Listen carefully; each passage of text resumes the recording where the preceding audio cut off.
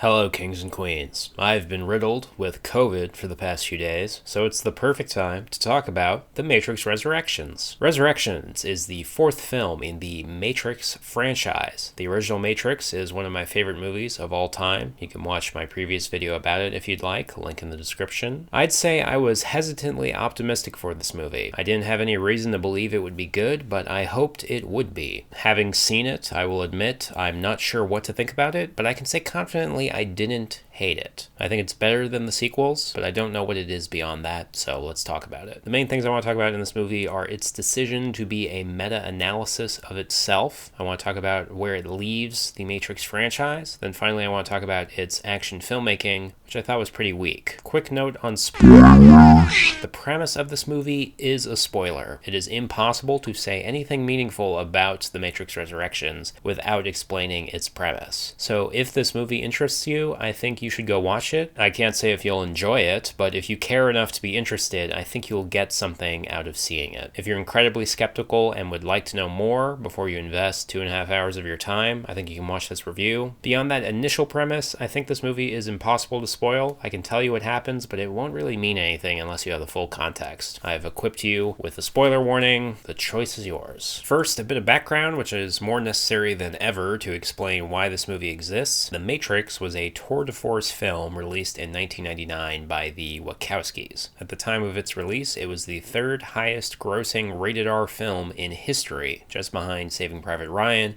and Terminator 2. The Wachowskis were relatively unknown, and they made a movie that was as popular as Steven Spielberg and James Cameron doing their best work. It was a pretty big deal. More than its financial success, The Matrix was tremendously influential on popular culture. Special effects like bullet time became commonplace in video games and movies influenced by The Matrix. Cyberpunk aesthetics were a big part of the original film, and that style became a popular subgenre for science fiction. Finally, there were the very many memorable lines that continue to be part of the public lexicon to this day. If you have ever heard of someone being, quote, red-pilled, that is a neologism derived from The Matrix. The popularity of the franchise spawned two sequels, Reloaded and Revolutions. Reloaded became the highest grossing rated R film of all time and stayed in that position for more than a decade. It was eventually dethroned by Deadpool in 2016, and now that accolade belongs to 2019's Joker. This is all to say the Matrix franchise was incredibly influential, popular, and financially successful, but then it disappeared. The reason is because the sequels Reloaded and Revolutions were, to put it mildly, not what anyone wanted from a sequel to The Matrix. Those movies turned the story into religious allegories, cribbing influence from the story of Jesus Christ and reincarnation stories from Eastern religions, including the concept of recurrence. Recurrence is a theme that would appear in the Wachowskis' other work, like Cloud Atlas and Jupiter Ascending. Cloud Atlas, by the way, one of my favorite movies. I have another video on that movie in the description as well. Today, there seems to be a subset of Matrix fans who are sequel defenders. They claim those movies are actually good instead of the mess of half-baked ideas they actually are. I don't want to get into a breakdown of why the sequels were so bad, but I will say this: the people who like those sequels are either philosophy majors or film majors, but what they share in common with those movies is they have their head way up their own ass. There's a reason the third film, Revolutions, made half as much money as Reloaded, and it's because they were both bad. They were so bad, they effectively killed the franchise. There were some video games made after the fact. The Matrix Online was a massively online multiplayer game released 2 years after the sequels in 2005. The Wachowskis actually blessed that game as the official continuation of the story of The Matrix, but that game was officially shut down in 2009, and the series has laid dormant ever since. So why is it back now? I bet you already know. Disney changed the industry with the Marvel Cinematic Universe, and now every studio wants their own cinematic universe. That's why Fast and Furious has so many sequels and spin-offs. Warner Brothers are the owners of the Matrix property, and they've been busy whoring out the DC expanded universe as well as the Harry Potter expanded universe, but neither of those franchises are anywhere close to Marvel. So now the studio has decided to bring back The Matrix. This is to say, the only reason there is a movie called The Matrix Resurrections is because Warner Brothers wants to reboot the franchise into an expanded universe so they can market new movies, video games, and other attractions in perpetuity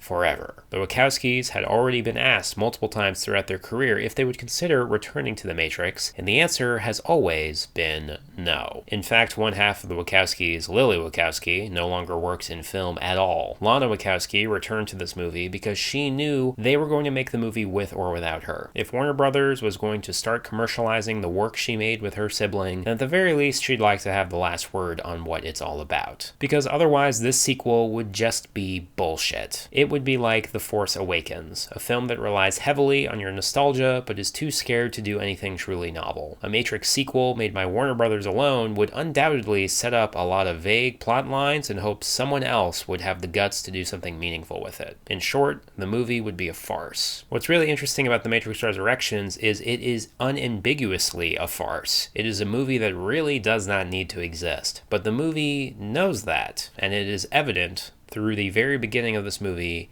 and its premise. If you never saw the original Matrix, well, there's no way you can enjoy this movie. But let me give you a brief overview of the world anyway. In the far-flung future, there is a war between machines and humans. The machines need an infinite energy source, so they have enslaved humans and grow them in these pods across many fields on the surface of Earth. The machines harvest our natural electrochemistry as a power source, but until the point of harvest, we sit in these pods jacked into a simulation called the Matrix. The Matrix, for all intents and purposes, is the modern day. We live our normal lives in a simulation designed to keep us pacified of the truth that this world is not real and we don't belong here. The original Matrix trilogy followed Neo, aka Thomas Anderson, as he wakes up from the Matrix. He is rescued from his pod in the field and fights back against the machines both in the real world and in the Matrix. The Matrix Resurrections brings us back to the story of Neo, although this time he is back in the Matrix, so he goes by the name Thomas Anderson. The details of Anderson's life in this version of the Matrix should sound very familiar. Anderson is a famous video game programmer. He is the creator of a successful trilogy of games released in 1999 called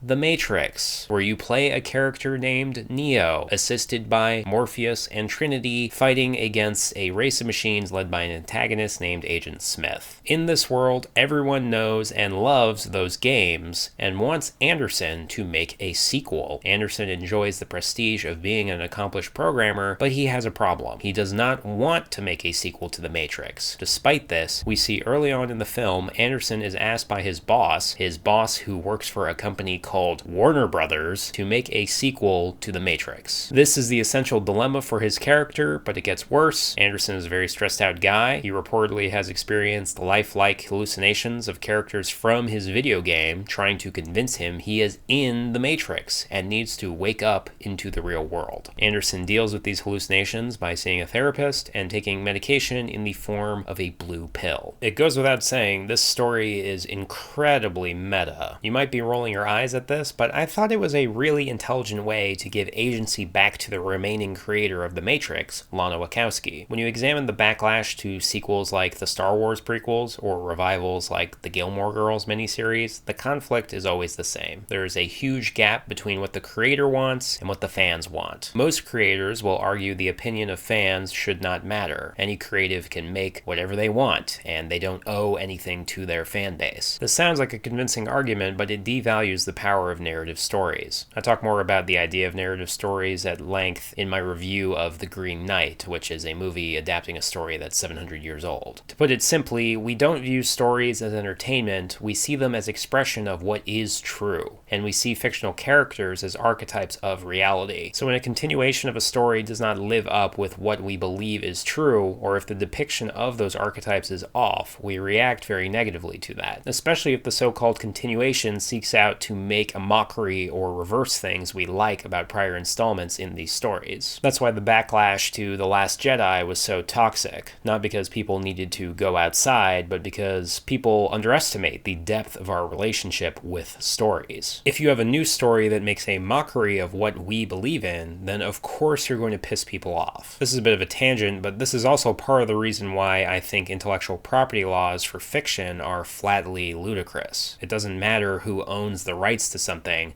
because the fans will decide what is canonical within a world of fiction. Whether or not Disney approves of the expanded universe prior to 2015 doesn't change the fact that most Star Wars fans accept Knights of the Old Republic as canonical. But again, this is a tangent. The point is, we know this conflict was going to come up, and it's always heartbreaking because no one has a deeper connection with a piece of art than the person who made it. If you're pissed about the Star Wars prequels, imagine how George Lucas feels. We knew Resurrections was going to have this same conflict, especially because the fan base was already divided when the sequels came out and failed to live up to expectations. You already see people dunking on this movie on Twitter saying, quote, Resurrections is a movie for fans of the sequels. This is meant to be a disparaging remark, which I don't think is fair. The way this movie gets around this debate is by inserting it front and center through the character of Neo, aka Thomas Anderson. Neo is the protagonist of these movies. He is the character we care about. So when the new drama for our favorite character becomes his involvement in a new installment he doesn't want to make, that delivers the dilemma Lana Wachowski had while making this movie to the audience in a way we are willing to accept. And I have to say, the movie is quite convincing about bringing you to Wachowski's point of view. The early parts of this movie show various producers and creative analysts trying to pitch Anderson on what they think The Matrix is all about. And everything these people say sounds stupid. There's the guy who thinks it's all about bullet time, and there's the person who thinks it's all about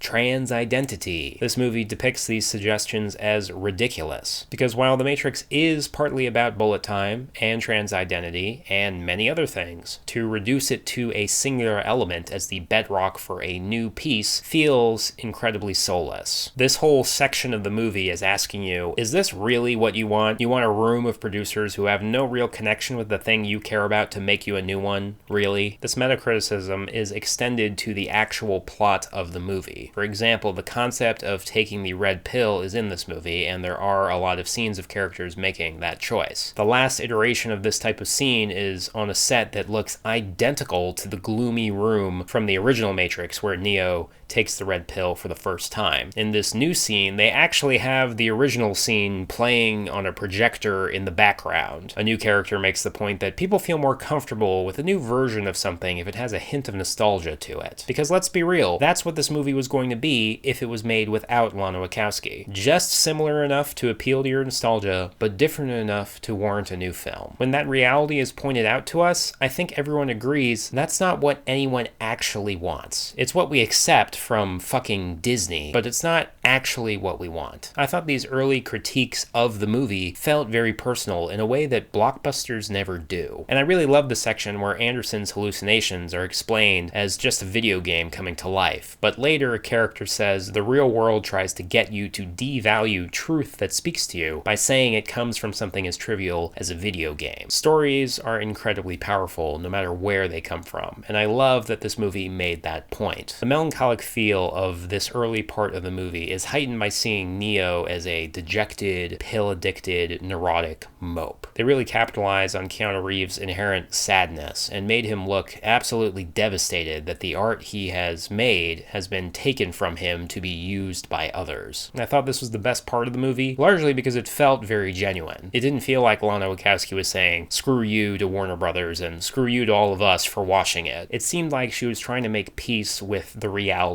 of this movie. And part of that was having the last word on what The Matrix is supposed to be about. After the initial foray into meta-analysis, Resurrections does try to become a traditional Matrix story, and along the way it makes some modifications to the Matrix formula. Some of these things are evident in the introductory sequence of the movie. I'm not trying to spoil anything, but you can imagine the dismal state of Hollywood producers' perception of what The Matrix is supposed to be about. You can imagine what those conversations might be like. Someone's in a room thinking, okay, who's the new Morpheus going to be? How about a new Neo? What about that Cypher character? He was good. Can we do a villain like that again? Resurrections makes some changes to old characters and establishes new ones to suggest The Matrix has room to be different from the original trilogy. trilogy. I like all the changes they made to these characters. I don't think any of the changes take away from the original film or films. It just gives more creative freedom for future stories in the Matrix universe. One change they made that I will mention is the idea that machines are not necessarily bad guys. Watching those original movies, you might come away from it with an anarcho-primitivism view that all technology is bad and we should return to monkey. This movie makes sure to close the door to that interpretation, which also necessarily shows how The Matrix is more complex than a story about good guys versus bad guys. It's not meant to be a cerebral cops and robbers. It's meant to be more than that. The Matrix was meant to be about how people imprison their own potential through the constructs of society, and partly how we choose to accept lesser versions of ourselves because it's easier to live that way. The cyberpunk aesthetic of The Matrix wasn't necessarily rebellion for the sake of it, but rather an expression of how people might choose to look if they weren't bound by societal rules. All of this is in service to discovering the, quote, true self, if that's something we're even capable of understanding. I think this movie leaves things in a way so you understand The Matrix may fit into these simpler reductions, but it is meant to be more than that. I thought the most exciting creative decision was the fact this movie is so self-eviscerating on what The Matrix is supposed to be about. It leaves the franchise in a very open-ended space, so anyone who likes anything about it can choose to continue the story however they like. I'm personally excited to see more things like The Animatrix, which is a very underappreciated collection of short films set in the Matrix universe. The fact this movie is meant to be the foundation for a future franchise, and while it is so deconstructionist of itself, provides so much creative freedom, it's actually kind of exciting. You could say The Matrix is basically postmodernism, the franchise. I think that's really cool, but that will mostly depend on what comes next for the series. Now you're probably thinking, you've been going through this review, and it's still not clear if you'll like this movie or not. That's largely because this movie is more like a film essay about itself rather than a traditional film. So I've spent a lot of time talking about its ideas, and if any of them sound interesting, then I think you might like it. However, if you're looking for a traditional action film, I think it's safe to say you'll be disappointed. The middle part of this movie tries to synthesize the meta-analysis with a conventional sequel, and I don't think it's very successful. Partly because the meta-analysis stuff is front and center, then seemingly disappears. Like we're asked to think this movie is bullshit, but then also care what happens. The bigger problem is the conventional filmmaking just isn't very good. There are action set pieces throughout this movie, but it's very difficult to make a fight sequence matter when you're not invested in the fate of these characters. Too much of the analysis of this movie got in the way of actually connecting with the people in it. So when there's a fight scene and someone says very dramatically, "Oh no, they're gonna kill him," you don't really care. You don't see that conflict affecting a person you care about. You see some abstract idea serving some other point beyond our connection with their character. Some of the earlier action sequences try to get around this by moving the point of conflict off of whether or not the character survives. Movies with invincible main characters tend to do this, something like James Bond or even Marvel movies. We tend to assume the protagonist is going to live, but maybe there's some issue they care about that's at risk, and that's what we care about instead. This movie does that a little bit, but it can't stretch it out for the whole movie, so a lot of the action falls flat. I say this all the time, but without any stakes, there is no tension,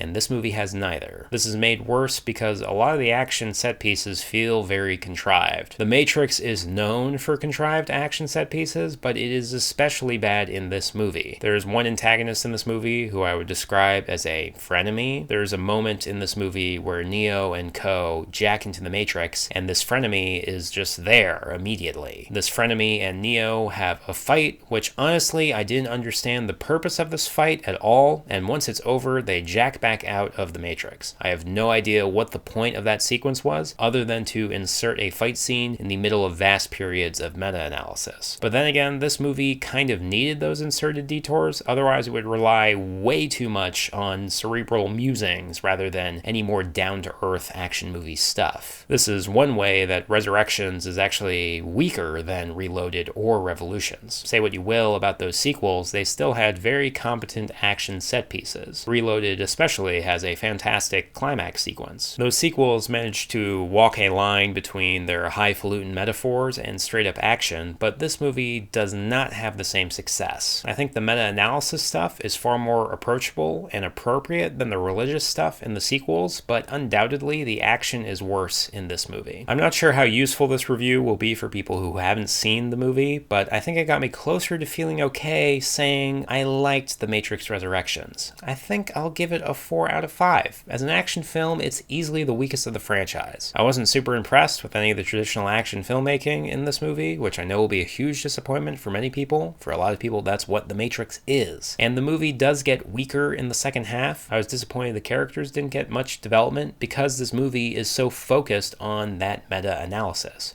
But that meta-analysis is really intriguing and novel. I think it is uncontroversial to say there has never been a movie like this before, and there will likely never be a blockbuster made in this way ever again. This movie was an attempt from a creator to retain their creative integrity in the face of their work becoming commercialized. This movie makes you feel for the creator's dilemma, but also makes you okay with the future of this franchise. I think that's a rare accomplishment, and this movie got there in an unconventional way. Don't get me wrong, there are a lot of weak elements in this movie, but it has some interesting ideas, and it's definitely worth checking out. At the same time, I'd say this is a movie you can watch exactly once and never again. It's not something that provides a lot of value on its own. I'm also almost certainly going to change my opinion on this movie if and when I ever see it again, or whatever happens with the series later on, but for now, I feel pretty okay about it.